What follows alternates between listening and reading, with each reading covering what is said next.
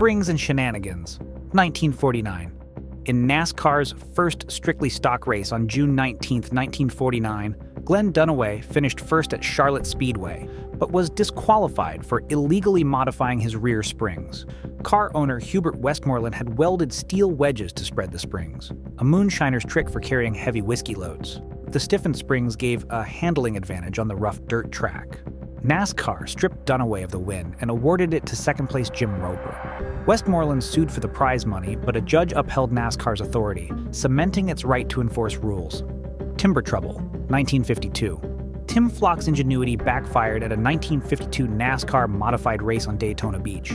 Flock's car lacked the mandatory metal roll bars, so NASCAR founder Bill France Sr. had track workers improvise by installing wooden 2x4s as roll bars to get Flock on the grid. Flock dominated and initially won, but second-place driver Jack Smith protested the non-metal safety bars.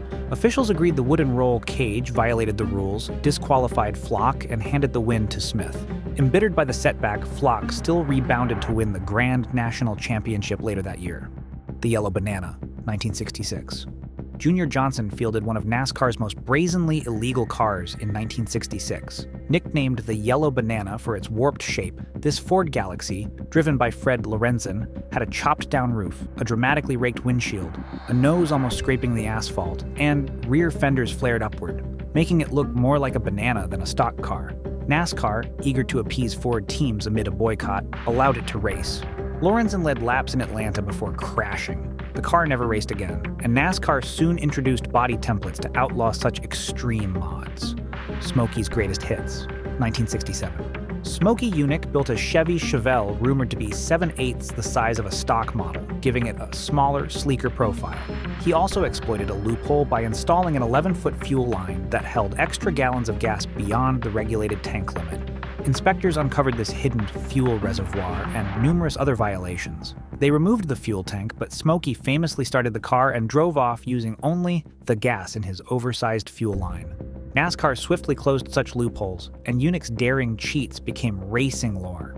Laughing gas and lost poles, 1976. At the 1976 Daytona 500, top qualifiers A.J. Foyt and Darrell Waltrip were busted for secretly using nitrous oxide to boost engine power. NASCAR inspectors found concealed nitrous bottles feeding their engines, an illegal injection of laughing gas, worth about 50 extra horsepower. Their qualifying times were thrown out, stripping them of front-row starting spots. Caught red-handed, crew chief Hoss Ellington claimed he forgot the nitrous was in the car, and Waltrip slyly remarked that it's only cheating if you get caught. NASCAR swiftly tightened rules to prevent any repeat of the nitrous trick. The Vanishing Bumper, 1982.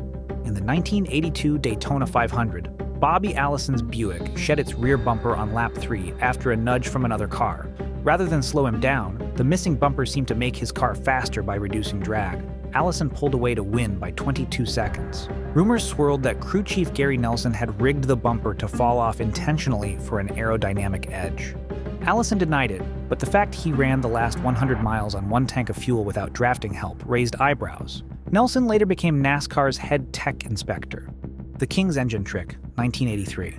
Richard Petty's 1983 win at Charlotte came under scrutiny when post-race inspection revealed two major violations. His Pontiac's engine was over NASCAR's displacement limit. Petty's crew had packed wax into the cylinders, so the engine appeared legal during tech, only to melt away and increase horsepower during the race. Inspectors also noticed Petty ran slightly oversized left-side tires, which tipped them off to look closer. NASCAR hit Petty with a $35,000 fine and deducted 104 points. He kept the win, but the incident proved even NASCAR royalty wasn't exempt from the rulebook. Enter the T-Rex, 1997. Jeff Gordon's team debuted a revolutionary Chevrolet nicknamed T-Rex for its Jurassic Park sponsorship in the 1997 NASCAR All-Star Race. Built by Hendrick Motorsports with crew chief Ray Evernham, this car exploited every gray area in the rulebook, a showcase of creative engineering that made it amazingly fast. Gordon drove T-Rex to a blowout victory in the All-Star event, leaving the field in the dust. Technically, the car violated no written rules, but its dominance spooked NASCAR officials. Right after that race, NASCAR outlawed the special tweaks that gave T-Rex its edge, ensuring that pioneering car never competed again. Jet, Fuel, and Jelly, 2007. During inspections for the 2007 Daytona 500, officials found a suspicious gel in Michael Waltrip's intake manifold. an illegal fuel additive. Tests revealed it was essentially jet fuel that would burn hotter than normal gas and boost horsepower. NASCAR reacted with severe penalties. Waltrip's qualifying time was thrown out. He was docked points, and his team's crew chief and competition director were ejected and suspended. The scandal badly tarnished Waltrip's reputation and Toyota's debut, but showed NASCAR's zero tolerance for fuel tampering. Spingate, 2013. In the last race before the 2013 playoffs, Clint Bowyer intentionally spun his car at Richmond to bring out a caution and alter the outcome. The spin benefited his Michael Waltrip racing teammate Martin Truex Jr., helping Truex unfairly clinch a spot in the chase. NASCAR reviewed the evidence and determined the spin was deliberate. Truex was docked 50 points, knocking him out of the chase, giving his spot to Ryan Newman, and the team faced heavy fines. Dubbed Spingate, the scandal destroyed MWR's reputation and remains one of NASCAR's most notorious cheating controversies. Each of these episodes has gone down in NASCAR lore, highlighting the sport's mantra, "If you ain't cheatin', you ain't tryin'." They also underscored NASCAR's constant battle to uphold fair competition amid teams' endless ingenuity in pushing the limits of the rulebook.